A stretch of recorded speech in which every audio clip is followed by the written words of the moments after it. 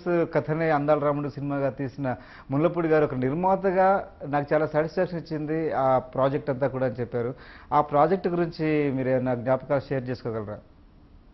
అదేనండి, ఎందుకంటే సాక్షి గురించి వాళ్ళు అనుకున్నప్పుడు మీకేమో వాళ్ళు ఒక ఎక్స్పెరిమెంట్గా వాళ్ళు మొదలుపెట్టినప్పుడు సాహసం చాలా గొప్పది. అది ముఖ్యంగా మనం గుర్తించదగింది.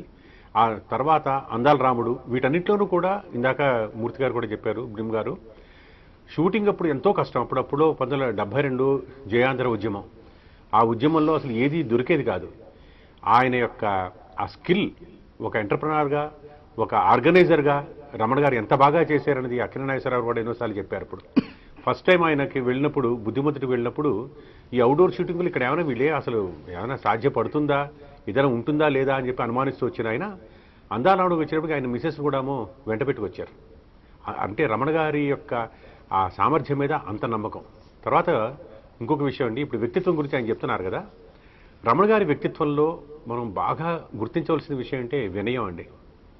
ఇది కొంతమంది అంటే సభలో కావాలని వినయంగా ఉండడం, ఇంకోటి అలా కాదండి. ఆయన ఎందుకంటే ఆయనతోటి వ్యక్తిగా పరిచయం ఉన్నవాళ్ళు ప్రతి వాళ్ళకి తెలుసు, మనం ఫోన్ చేయంగానే నమస్కారం అని చెప్పి, అంటే సాధారణ పెద్దవాళ్ళకి చెప్పినా మనం నమస్కారం నమస్కారం నమస్కారం అని చెప్పి అనడం సహజం, అది తప్పేమీ లేదు.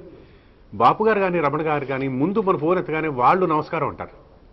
నేను చెప్పాను ఎన్నోసార్లు, ఏమండి మీరు అలా అంటే మేము తప్పి పడతామండి, మీలాంటి పెద్దవాళ్ళతో మాట్లాడడానికే మాకు ఇబ్బందిగా ఉంటుంది, మీరే ముందు నమస్కారం అంటే మీరు అసలు ఏం మాట్లాడాలో మర్చిపోతుంటాం, ప్లీజ్ అనకండి సార్ అని. కానీ కానే కాదు.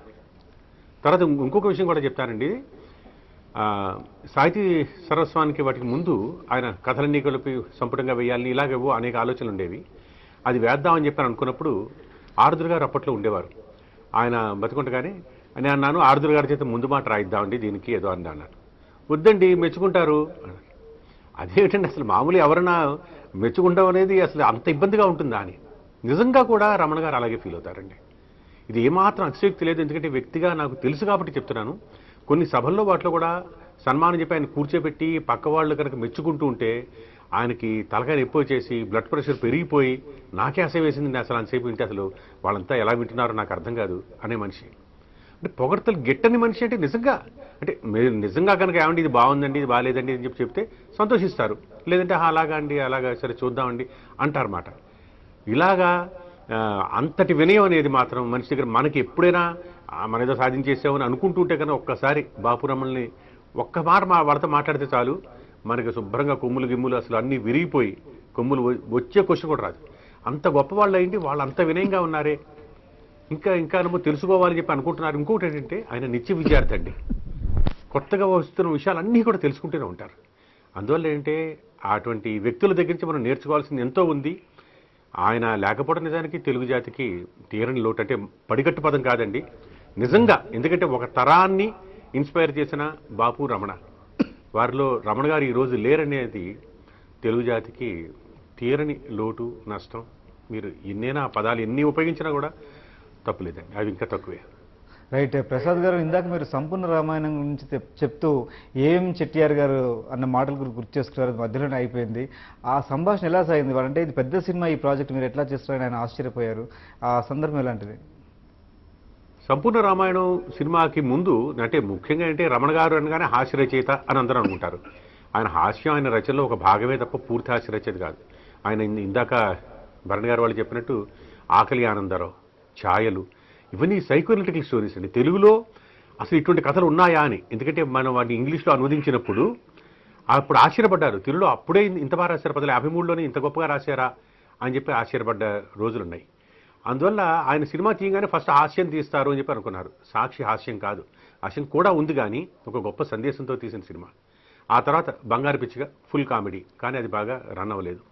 తర్వాత అలా తీసుకుంటూ వచ్చినప్పుడు సంపూర్ణ రామాయణం ప్లాన్ చేశారు.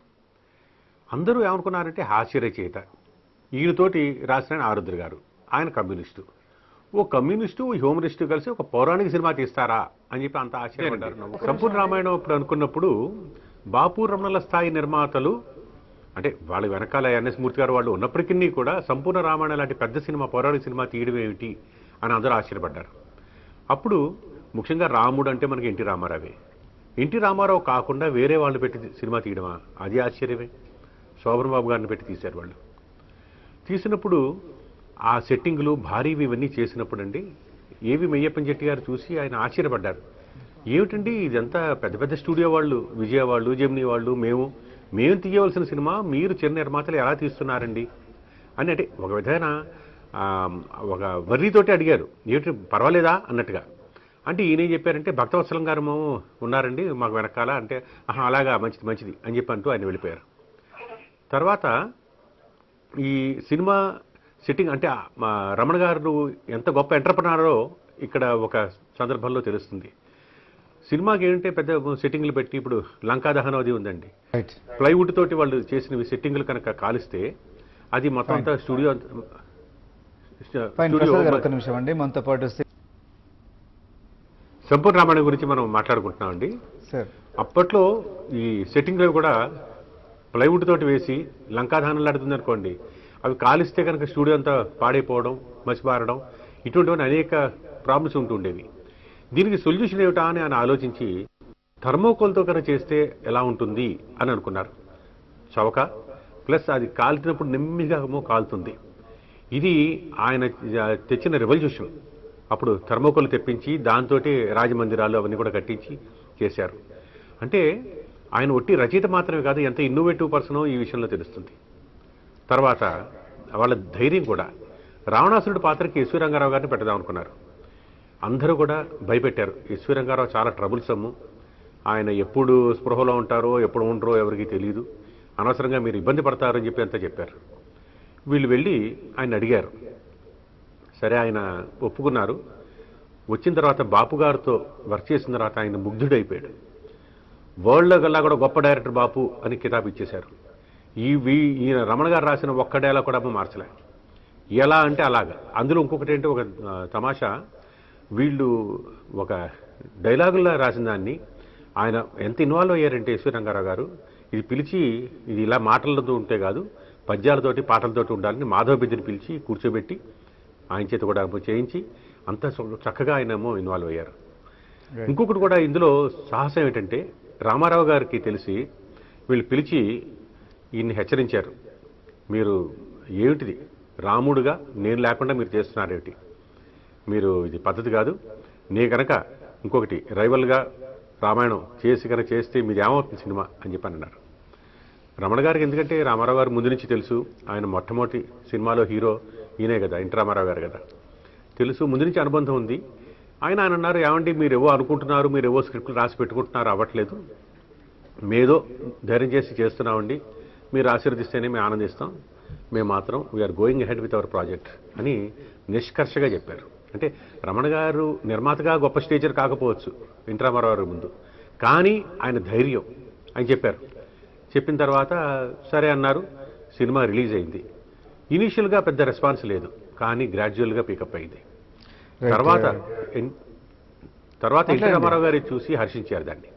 ప్రసాద్ గారు, ఈ సందర్భంగా హాస్యానికి దూరంగా ఒక సీరియస్ రచన కానుకను కూడా ప్రస్తావిస్తూ మీ విశ్లేషణ వినిపిస్తారా? కానుక కథ చాలా గొప్ప కథ అండి. ఎందుకంటే సృష్టిలో పరికరాంది ఏదీ లేదు సుమా అని చెప్పి చాటి చెప్పే కథ.